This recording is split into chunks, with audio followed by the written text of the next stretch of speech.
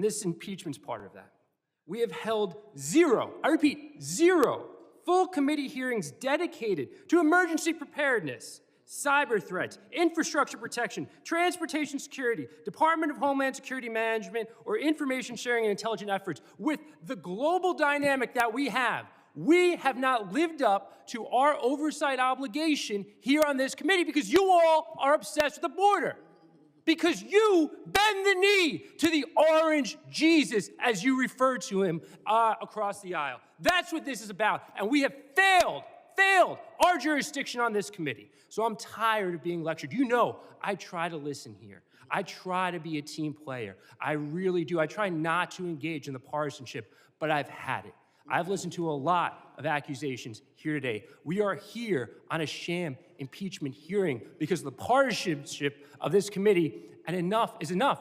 Ms. Green asked the American people. The American people are listening. They are, and they're tired of the partisanship of this Republican majority that has failed to get things done. I yield back to the chair. All right, so that was Congressman Bob Menendez Jr., who just went off on Republicans during their sham impeachment hearing of Secretary of Homeland Security Alejandro Mayorkas, bringing up the obvious that Republicans have time to bring forward this sham impeachment hearing, yet they don't have time to go over things like emergency preparedness, cybersecurity threats, infrastructure protection, Department of Homeland Security management, or information sharing and intelligence efforts. Seth Magaziner actually went off right after that during the impeachment hearing. Here's what he had to say. Let's talk about Border Patrol apprehensions between ports of entry at the southwest border of terrorists. And I have to say, it is pretty rich hearing the gentleman from Georgia express her concern about terrorism when she literally was selling defund the FBI t-shirts and hats on her website for $30 a piece.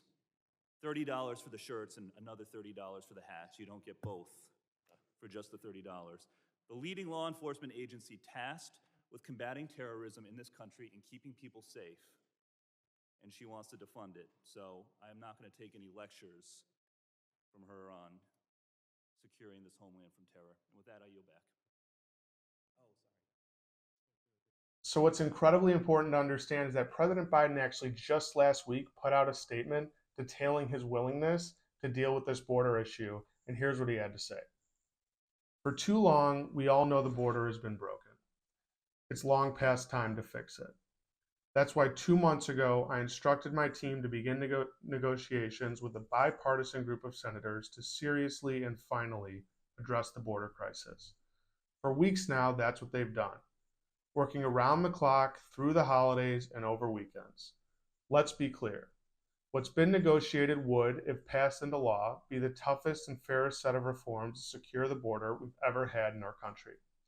It would give me, as president, a new emergency authority to shut down the border when it becomes overwhelmed. And if given that authority, I would use it the day I signed the bill into law. Further, Congress needs to finally provide the funding I requested in October to secure the border. This includes an additional 1,300 Border Patrol agents, 375 immigration judges, 1,600 asylum officers, and over 100 cutting-edge inspection machines to help detect and stop fentanyl at our southwest border. Securing the border through these negotiations is a win for America.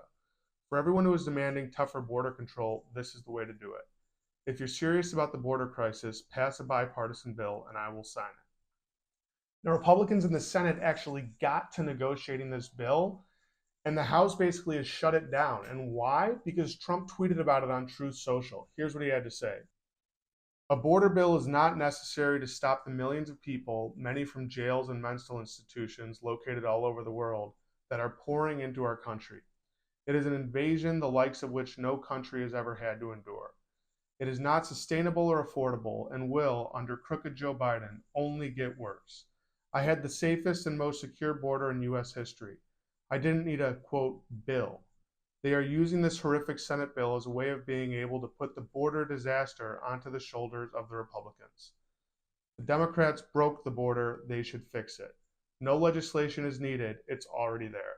There is no legislation there. President Biden and Democrats have been willing to come to the table and address this border issue. Senate Republicans have also been willing to come to the table and address this issue, but everyone's going to leave it be and let this crisis fester for Trump's reelection.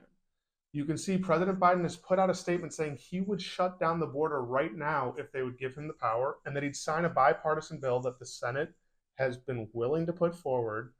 But President Trump is basically instructing Republicans in the House, MAGA Speaker Mike Johnson, to hold this all up so that it remains an election issue, and President Trump can yet again run on the border. That's what they want to do. He wants to run on build the wall yet again because that is his issue. So because of that, because Donald Trump wants to keep this as a campaign issue and Republicans are going to go along with it, this big issue of the border, which Republicans claim is an invasion, is the biggest threat to our national security, there could be terrorists coming over, they're going to forego a willing partner in getting this done in President Biden and Democrats so that they can keep this crisis festering through 2024. Voters should be good to remember that in November.